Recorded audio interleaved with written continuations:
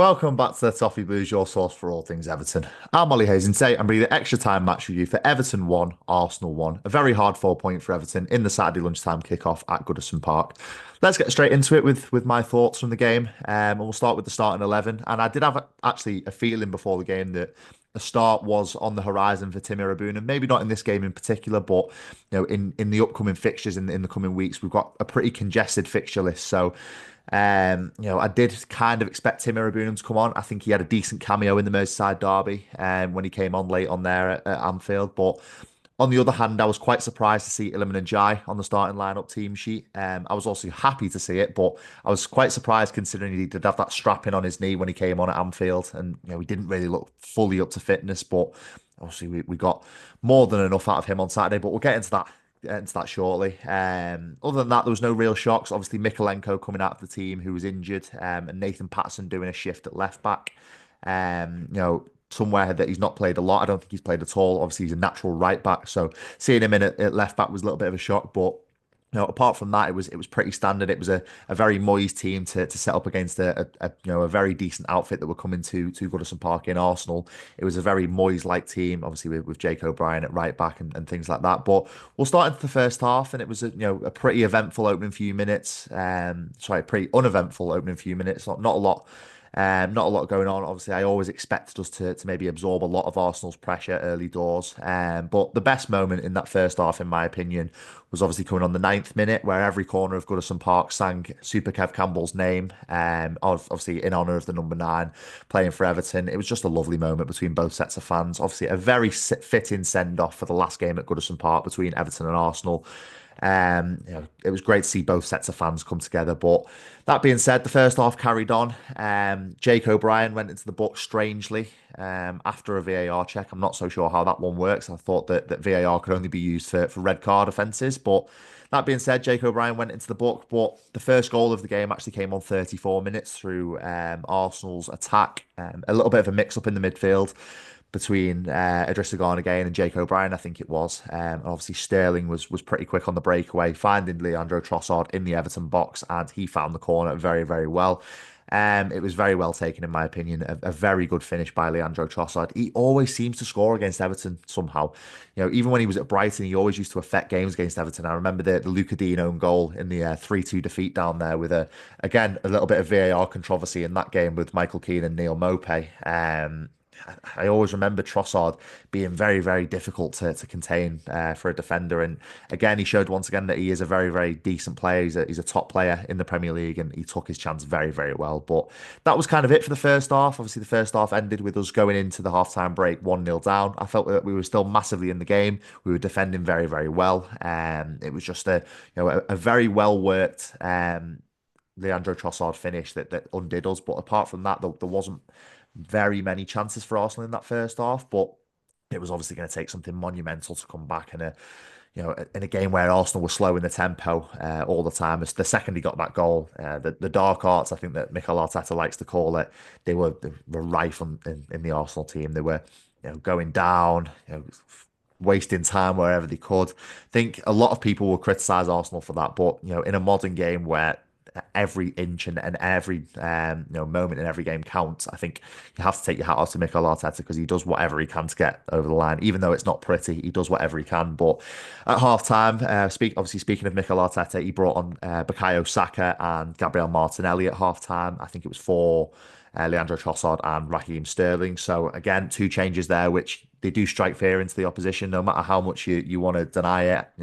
I definitely sort of sighed when I saw Saka and Martinelli coming on at half time because they're obviously two top players. Bukayo Saka's been out for a long, long period of time and wants to, really stake his claim back in that Arsenal team. Obviously, Ethan Nwaneri, who did start the game, is kind of Saka's competition at the moment, but straight away in that second half, obviously I said it was going to take a monumental effort. Straight away in that second half, Jack Harrison found himself the wrong side of Miles Lewis-Skelly. And obviously Lewis Skelly brought him down in the box and a penalty was given to Everton. There's been a lot of controversy in the immediate aftermath of this game. Was it a penalty? Was it not? I 100% think it was a penalty. If you slow it down and look at it, I think it's a really, really good decision from the referee. If you look, obviously, Miles Lewis Skelly and Jack Harrison are tussling with each other. Lewis Skelly knows he's got the wrong side, so he tries to, affect Jack Harrison in a way to slow him down. But in doing so, Lewis Skelly loses his footing, catches the rear leg of Jack Harrison, and obviously the contact is enough for Jack Harrison to go down. If you actually watch the video and the result in seconds after the actual contact, Jack Harrison actually tries to get back up because he knows he's on goal there. So I think it is a penalty. He has impeded him. There is contact. Whether, a lot of people have said that they don't think the contact is enough. In my opinion, Jack Harrison's gone down there and tried to get up straight away. I think that shows that there is enough contact for it to be a penalty. And as I said before, it was a penalty all day for me. But obviously, what resulted in it was Iliman Ndiaye lining up to take the penalty. A little bit of S-housery, shall we call it, between David Raya and Jorginho. Jorginho actually trying to dig up the penalty spot, and I think he got booked for that. So Iliman Ndiaye took his time putting the ball down on the spot and took the penalty so well. David Raya can be questioned a little bit. I think he died before Iliman Ndiaye even got close to touching the ball, but it was a really well taken penalty from Iliman Ndiaye. And it got us back in the game 1-1. Which is something I didn't really expect that soon into the second half. I always thought there would be a little bit of an upturn in our performance and maybe a little bit more pressure put on by us, but I didn't expect us to go, into the 47th, 48th minute being level already. But that being said, we did sit back then. I think, no one can deny that we did sit back then. We were kind of resting on our laurels and trying to keep the point rather than leaving ourselves too exposed to the likes of Saka and Martinelli, who I've already mentioned. But for a few fantastic saves from Jordan Pickford, obviously we would have been long gone, long out of the game. But the one that I have to mention was actually a foul on Jarrad Branthwaite. No idea why it took that long for the flag to go up or the referee to blow his whistle, but Jordan Pickford didn't know that. A fantastic save from Leandro Trossard, keeping him out. That for me shows why Pickford is England's number one, will always be England's number one as long as he's playing football, because he's just a fantastic goalkeeper. And I think the wider footballing audience need to understand how good of a goalkeeper Jordan Pickford actually is, because we've seen it so many times where he seems to be getting put down by rival fans, but us as Evertonians, we know how crucial and how good Jordan Pickford actually is as a goalkeeper. So that's my piece on Jordan Pickford. I've said enough about him because he kept us in that game on Saturday and kept us in the game, obviously. Made sure we were defending really, really well, kept us very, very organised. And, we were going into stoppage time and I was thinking, surely we can't, nick it like we did in the Merseyside derby, for example, nick a goal back there. Surely we can't nick all 3 points. And a free kick in the middle of the pitch on 94 minutes and 30 seconds. The referee actually blew for full time at that point. Obviously with a minimum of 5 minutes added time, the referee blowing on 94:30. The referee actually reversed his decision and carried on the game and gave us that free kick. But less about that free kick because it was a poor delivery and obviously resulted in the end of the game. But a word from me on Darren England. I know you're probably bored of hearing me talk about refereeing decisions and PGMOL. You're probably hearing me week in, week out talk about how referees are having poor games. I did think Darren England had a very, very poor game.